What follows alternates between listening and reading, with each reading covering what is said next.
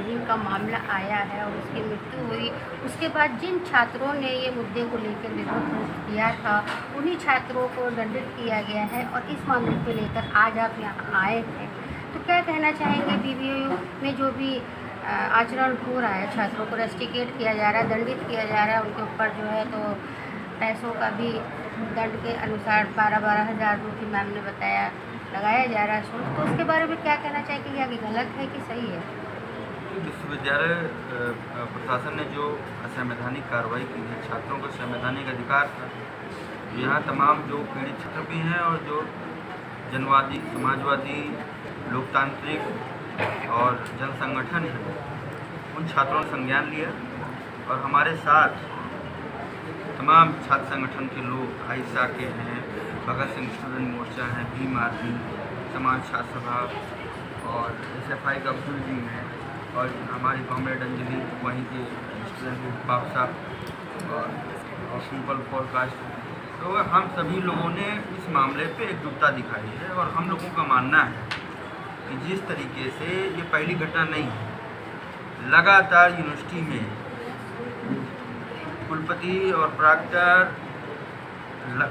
छात्रों के साथ अमानवीयपूर्ण व्यवहार कर रहे हैं और अब तो हद कर दी कि छात्रों का भविष्य, उनकी निजी ज़िंदगी को बर्बाद करने का फैसला लगता है यूनिवर्सिटी प्रशासन ने कर दिया कि कोई आवाज़ ही न उठा पाए। तो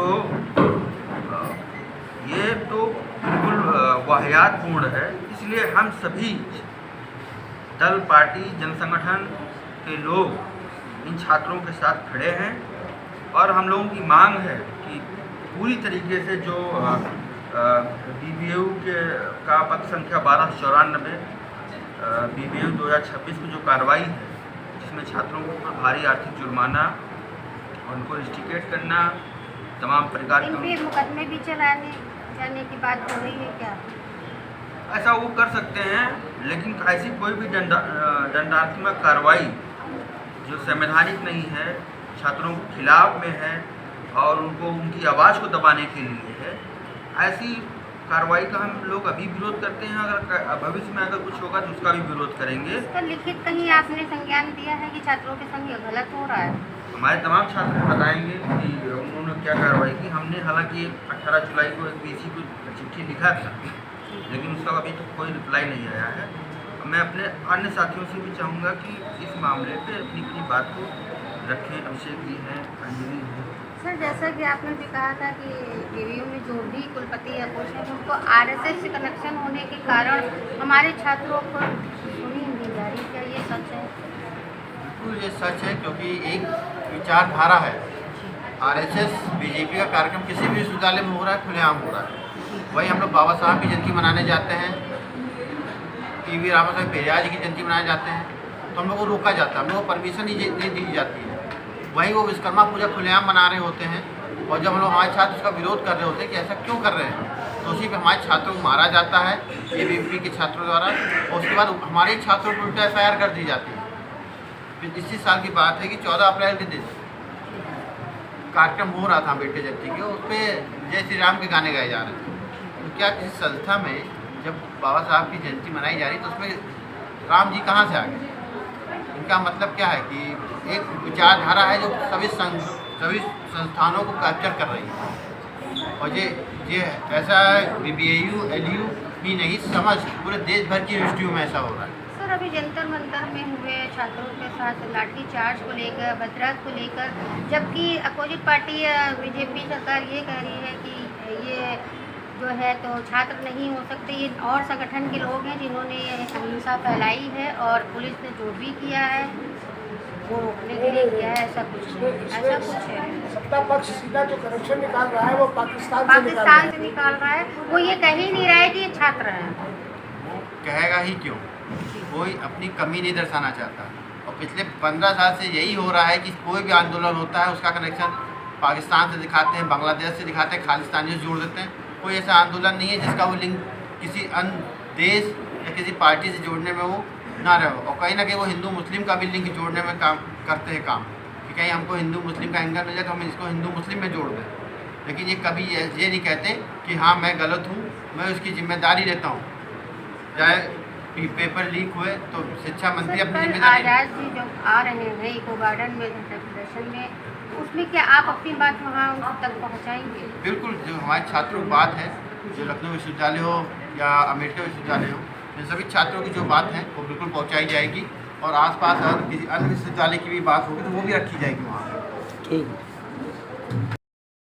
आप अपनी आवाज़ उठाने आए उन छात्रों के लिए जिनको वे बिना बात के दंडित किया गया है और रस्टिकेट भी किया गया है, तो क्या आप बात मुद्दा लेकर यहाँ पे हमारे कुछ सरकार को अपने बात बताने आए हैं?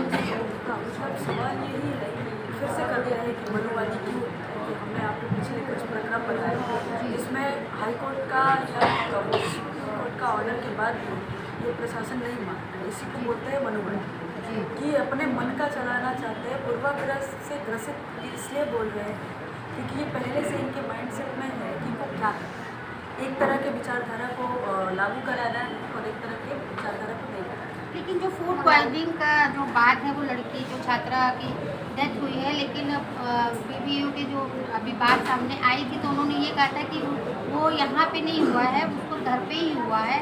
इस बात को लेके क्या है? ये चर्चा में बहुत रहा, लेकिन उस दिन जो बात आई और ये ग्रुप के माध्यम से उनकी दोस्त ने ये मैसेज किया और लगातार ये बातें इंटरनली चल रही है कि नहीं वो फूड पॉइजनिंग से ही हुई।